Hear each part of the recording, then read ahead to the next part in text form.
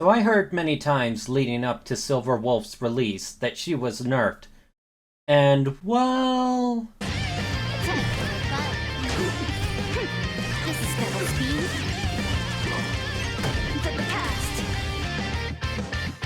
yeah, if she got nerfed, then she must have been broken before, because holy crap, is Silver Wolf Bronya the best debuffer in the game right now.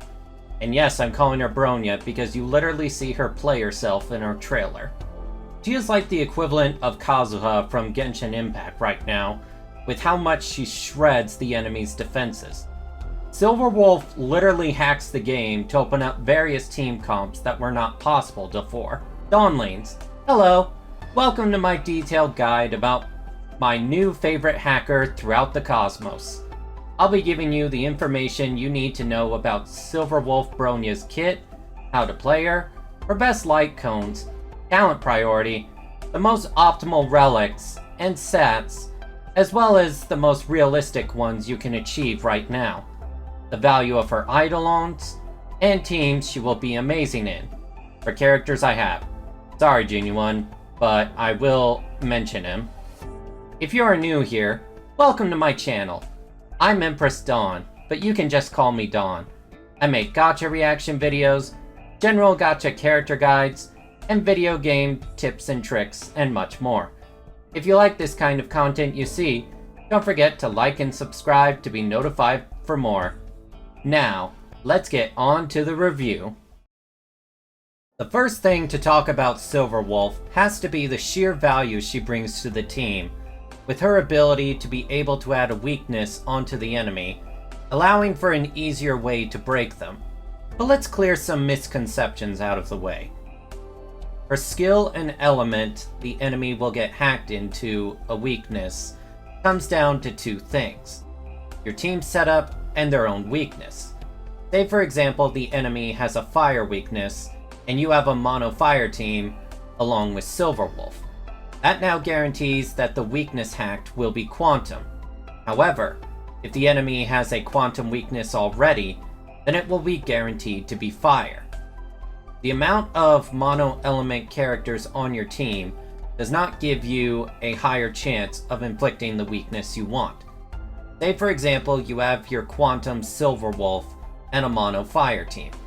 It is a 50-50 if the weakness inflicted is either quantum or fire. The best way to guarantee getting a weakness is to make sure that the enemy has a weakness to all members of your team naturally, except for the weakness you wish to inflict.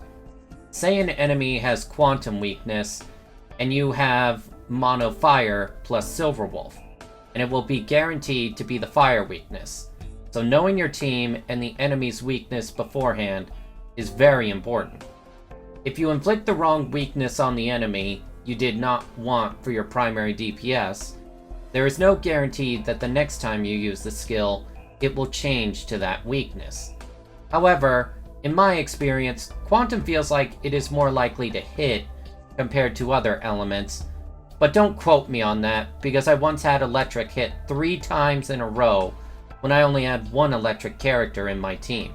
This also means in the future, if they ever release a quantum healer, that it will be possible to run a pure mono quantum team against any foes in the game. Now, let's get onto her skills itself. There is a visual indicator if the hack is successful or not. If the hack goes through, it will be a colorful cube falling down on the enemy. And if it misses, then Silver Wolf will facepalm as a non-colorful cube duds the enemy in the head. If the hack is successful, the enemy will have a weakness added onto them for 2 turns. 3 turns if you have her talent unlocked. There is also a 100% base chance the enemy will also lose 20% damage resistant to that type, which is very strong. What is also strong is the hack also reduces all resistance to all elements from 7.5 up to 11.25% depending on the talent level, which is a major damage buff for your entire team.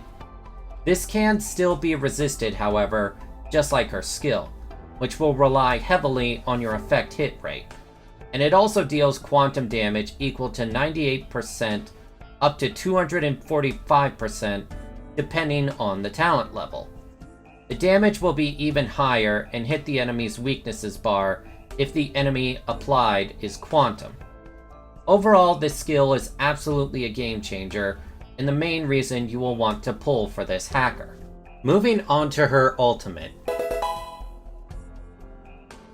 It is a single target quantum nuke that has a base 85 to 107% chance, depending on the talent level, that can reduce the enemy's defense by 36% up to 49%, again depending on talent level.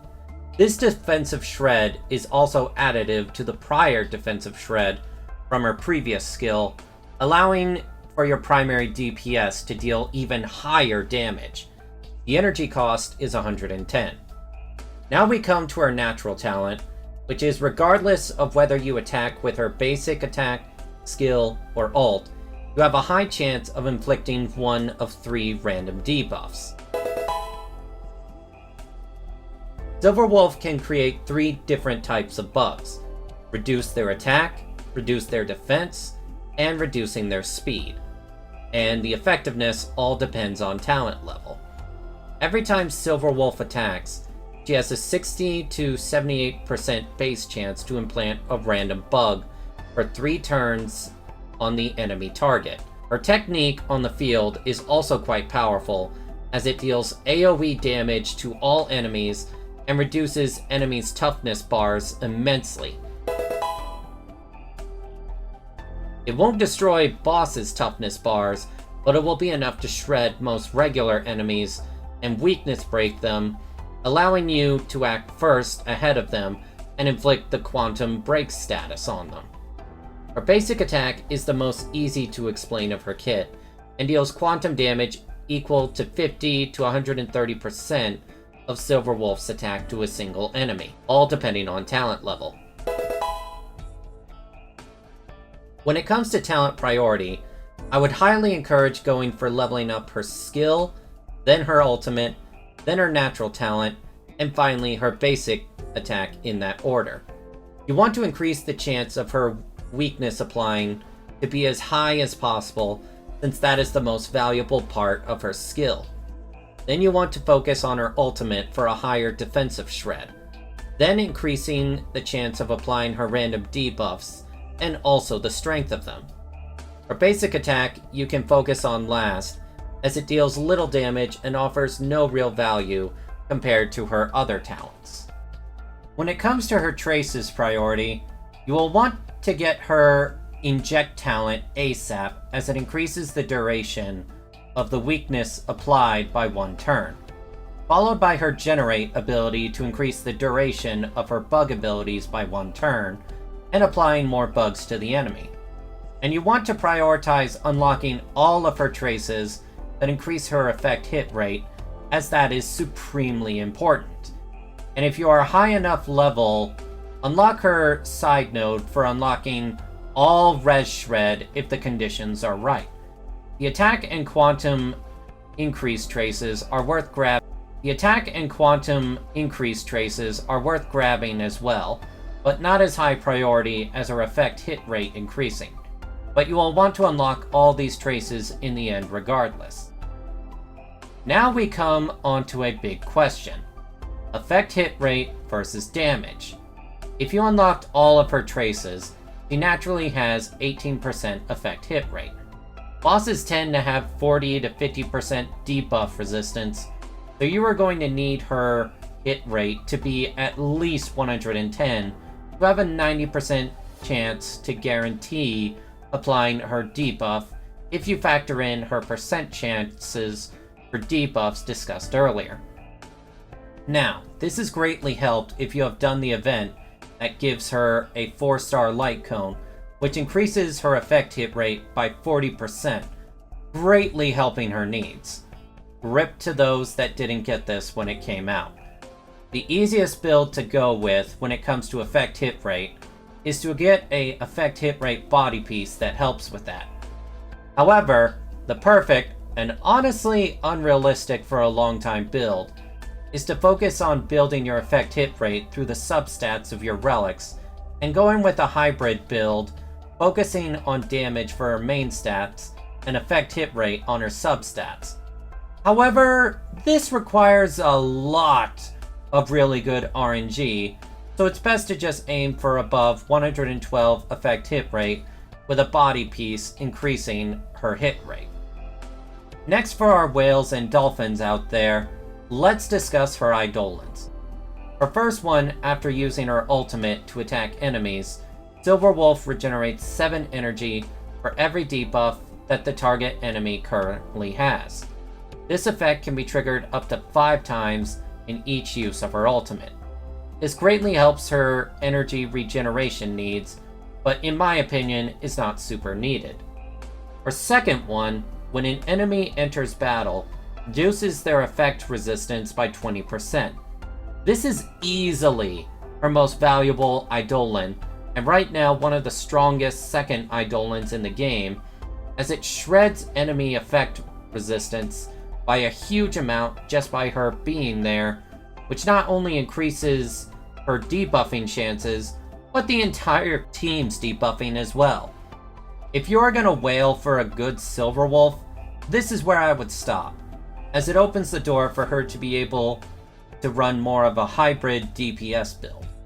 Her third one gives +2 to her skill and +2 to her ultimate, which means higher damage and debuff chance. Her fourth one, after using her ultimate to attack enemies, deals additional quantum damage equal to 20% of Silver Wolf's attack for every debuff currently on the enemy target.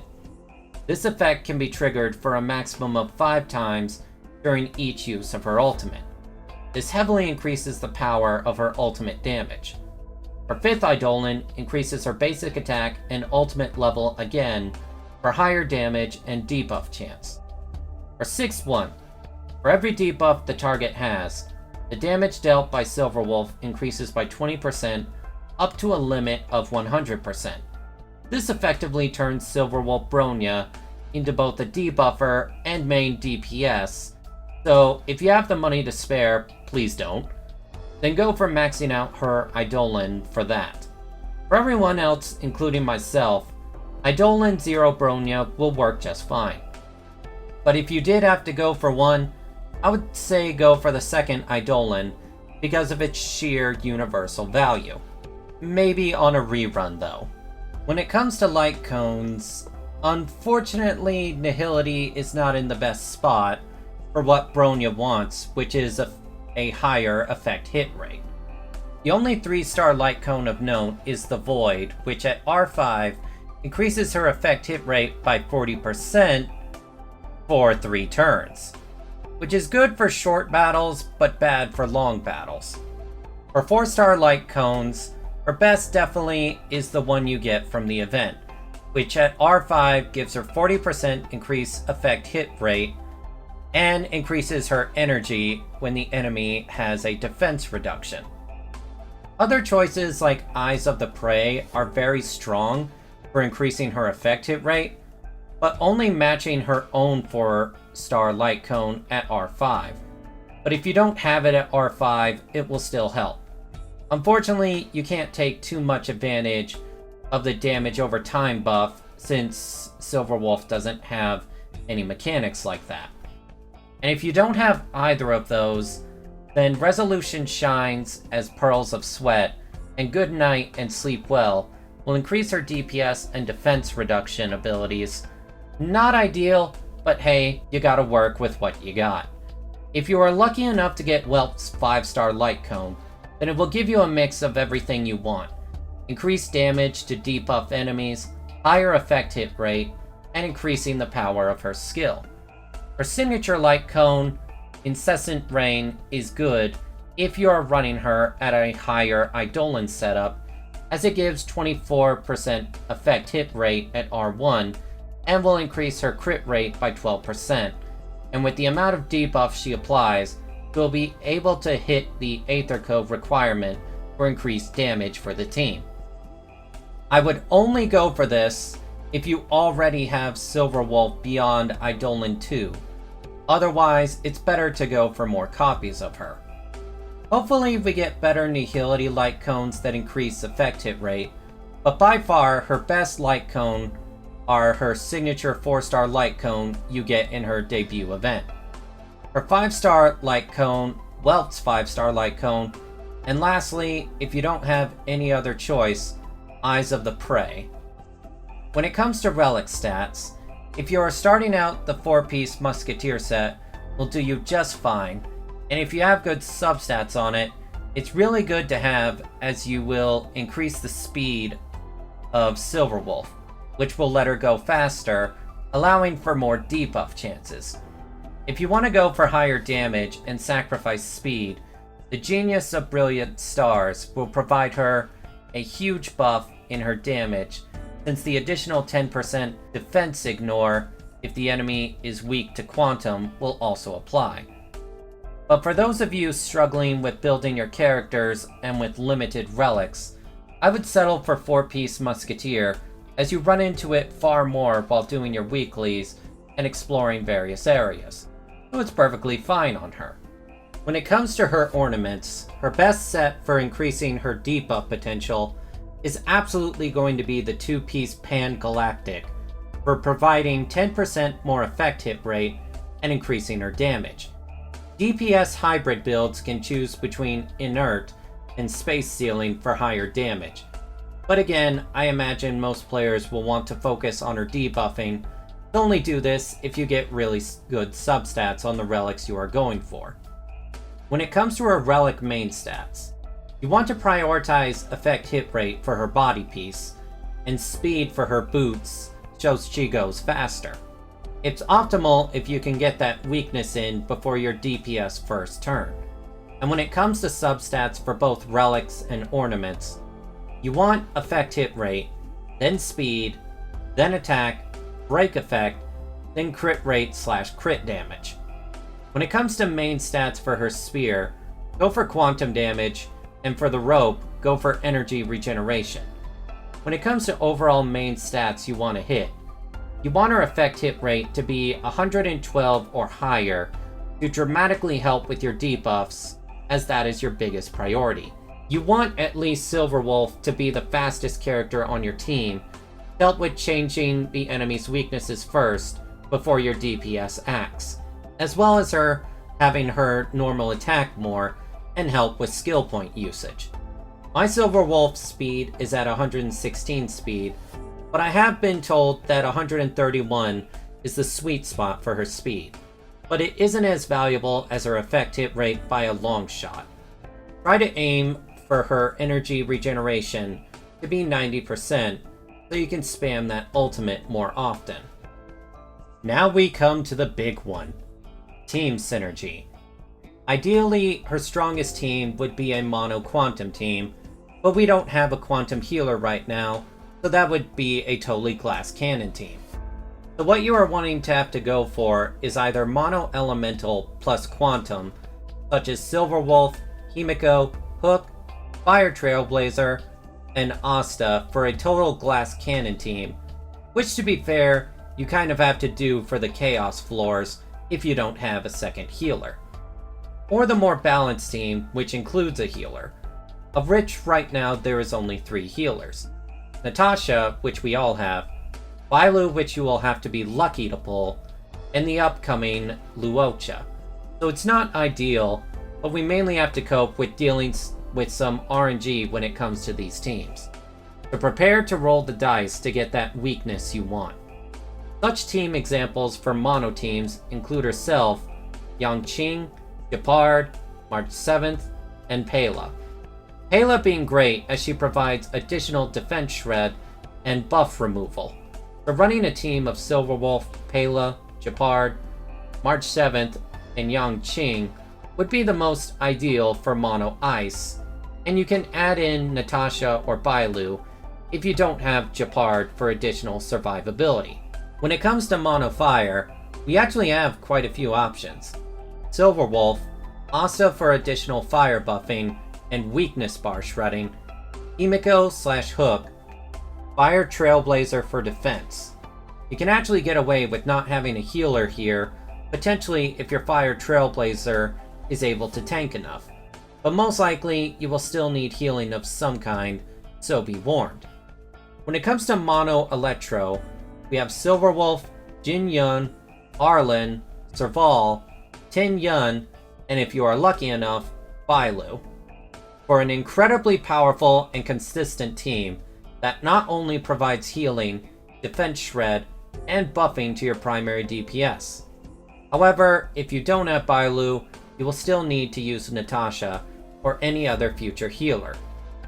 For Mono Physical, we have Silverwolf, Physical Trailblazer, Su Shang, and if you are lucky enough, you can replace Physical Trailblazer with Clara for a Su Shang, Clara, Silverwolf, and Natasha physical team, giving you incredibly high consistency in both survivability and damage. Wind right now, we don't have too many choices, as all we have is Sampo and Dawn, and they don't exactly synergize well.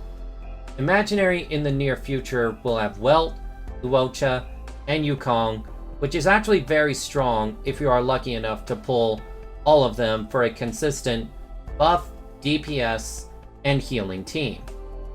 When it comes to Mono Quantum, there is not really a choice for that right now, as only Silverwolf, Jinsei, Sealy, and both Sealy and Jinsei are starved for skill points. So it's best to actually go with Sealy, Silverwolf, Tin Yun, and Natasha. It's not the perfect team for applying Quantum, but if you can hit that weakness, then prepare to see Sealy's damage more than double what it could without her. Seriously, this is actually my new go-to team, and the reason I decided to make a review of her was I realized how crazy this team really is. In conclusion, Silverwolf Bronya is a character that brings astronomical value if you already run mono elemental teams, have Sealy, or want an incredibly strong debuffer that you can use on a multitude of teams. Right now, her strongest team comps are quite limited, but this will greatly change as we unlock more characters in the future. Silverwolf, I think, will only get stronger as more characters release, allowing for far more team flexibility. In my opinion, she is a must-have that will change the game for you, opening all kinds of new gameplay paths for you. So she absolutely gets an S rating from me. This hacker is absolutely worth having. Hey, thanks for watching to the end of this video. I hope it helped you decide on whether to pull for her, or if you already have her, how to build her effectively. Consider leaving a like on the video, and subscribe for more content like this. Maybe leave a comment of who you would want me to review next. I also stream Honkai Star Rail and other games here on the channel. I'm always hanging out in my Discord server, and would love to get to talk to you both here and on stream. And if you really enjoyed the video and want to see more, maybe consider subscribing to one of my Ko-fi tiers with the links below. It's only because of my editors that I am able to push out content as fast as I currently am. Thanks so much for watching, and I hope you have a fantastic day. Bye!